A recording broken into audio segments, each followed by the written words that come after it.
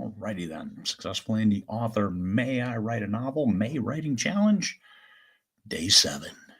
You ready? 1 week in. Well, at the end of today, it'll be 1 week in. What have you accomplished?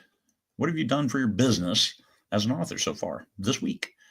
I'm at 24.48% for my author business for my next novel, which is what this is all about. It's about writing and producing because you are the talent, and always take care of the talent. So what have you done to reward yourself for getting words this week?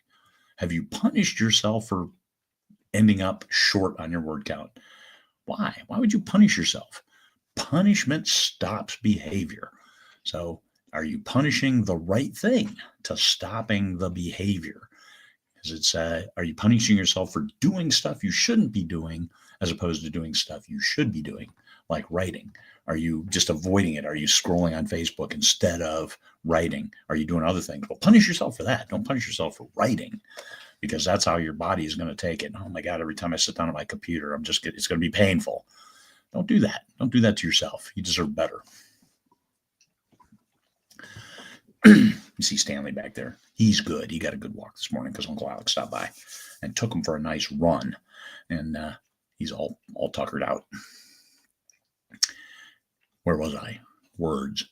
I'm working on my whip, just writing away. I realized that I had forgotten a character, so I got to go back and add him into a few scenes prior to where I am now, which is like 12,000 words in. So not too far. It's not like I have to rewrite the whole book. I just have to add him into a couple scenes, work it in, and it'll be fine. But that'll be extra words for today. And before I kick off with the new scene, which is just setting up yesterday, transition. Those transitions are usually slower to write because you're trying to fill in gaps. You're trying to wrap up the last scene in a way that keeps the reader reading and sets up the next scene, keeps the reader reading, getting them anxious and ready to go, and then hit them with that next scene. So today should be a pretty good day, and then tomorrow should be a great day, because that's the big action scene that I always write those faster. So I always write those and miss words too, because I think a lot faster than I type. I don't type too badly, but I do type badly. I actually do. Okay, I suck. If I can get 25 words a minute, I'm good, because I backspace, I miscue. And of course, I have to fix it. I can't just let it go and figure autocorrect will change it to the correct word, or that my editor will catch it later. I can't count on that kind of stuff.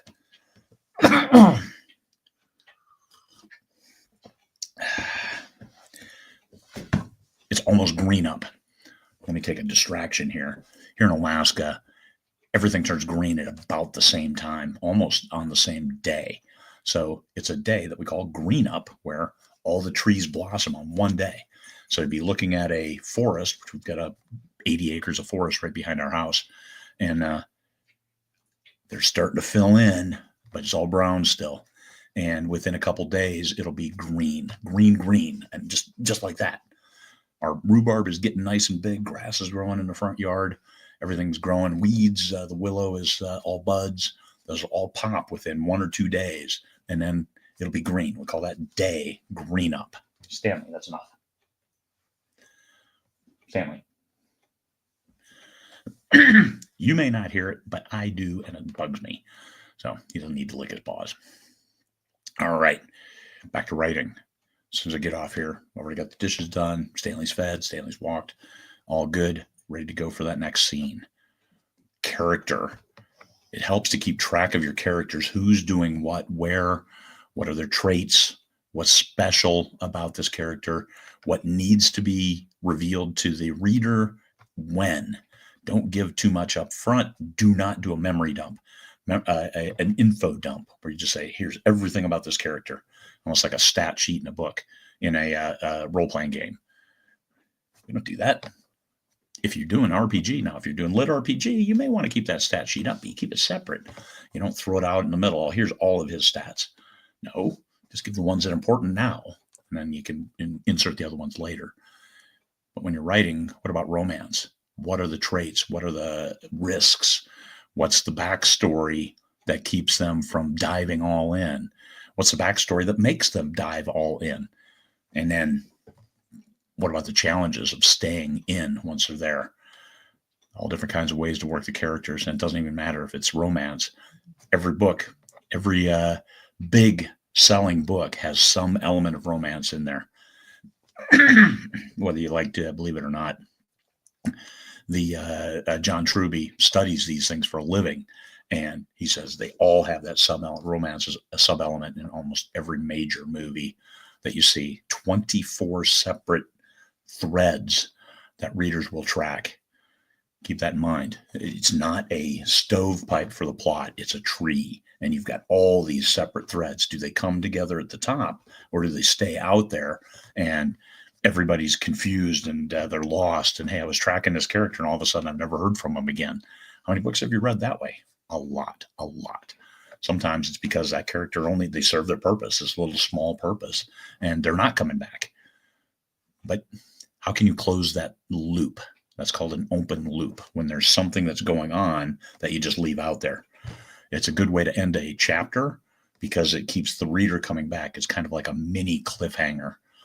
And then the reader, hey, I got to keep reading. So even if it's midnight and I need to go to sleep, too bad. I need to find out what happens next. And that's more compelling. So I prefer my books a little bit shorter so they can read them in one sitting. They know when they sit down at 6 at night, they'll be done by 10.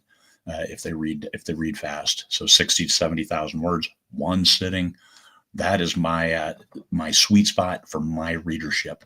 And also I write at the 8th grade level, because that is also the sweet spot for readership as a whole. The most readers read at that level. So trying to take it up and make it 12th grade and make it almost incomprehensible for the average reader. Why would I do that? It doesn't. Just because they're simple words does not mean they have to be conveyed simply. So don't throw in so many words. Don't use a thesaurus on every paragraph. You're going to be just alienating your readers, and it's not going to help you sell more books. Readability, relatability, that's what's going to help sell the books. Characters that your readers can relate to, readability that they can flow through and get there. They have the high points, the low points, the transitions, the action scenes, everything, the world building, all of it comes together, and the reader likes it. They go on this journey, they end, they're happy, and they can't wait for the next book, because they want to feel that feeling again. That's what we're selling. We're selling a feeling, not necessarily a bunch of words on a page and a dead tree that's been carved up and formed into pages. We're not selling any of that. We're selling a feeling. So that's how you want to relate to your reader, and that's what you want to put into your books. So check what you've written over the past 6 days.